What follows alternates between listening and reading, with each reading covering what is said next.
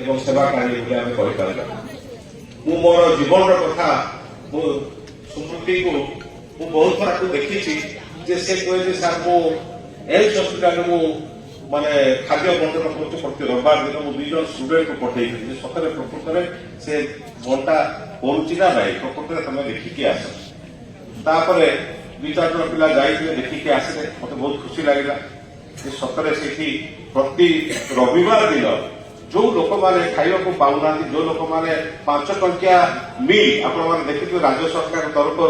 5 टंकिया मिल मिलूँ से 5 टंकिया मिल 5 टंका देकी भी खाइबा किसी लोक पाखे पैसा नहीं ये लोक मान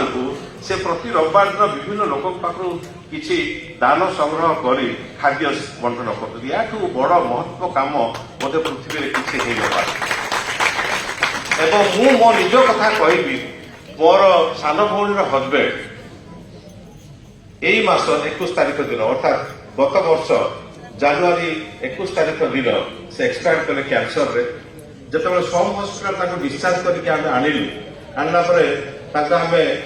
होटेल में रखी लॉज में रखिलु 1200-1300 टका प्रतिदिन दिया होता है प्राय 30-40 हजार टका खर्च है मु देखिली जे स्मृति को पचारि स्मृति किसी व्यवस्था हो पार कि मो भेड़ मो भौणी हजबैंड को रखा जहाँ आखिरे देखी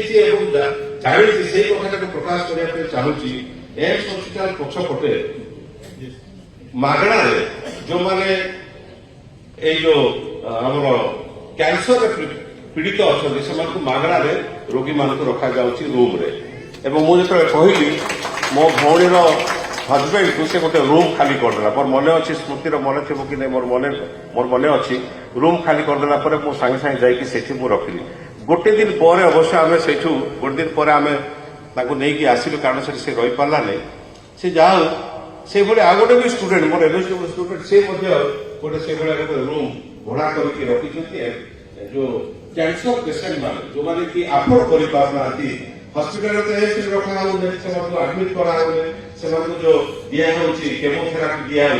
टाइम टू टाइम तेणु से पाखे रहा चाहते तो से लोक मान आज ये जो समृद्धि सेवा ट्रस्ट तरफ जो सेवा जोगे दि जाऊँ मूल्यवान कथा पृथ्वी में किसी न थी पारे मोर प्रिय भाई और भौणी मैंने आज आम जिते जहाँ प्रशंसा कले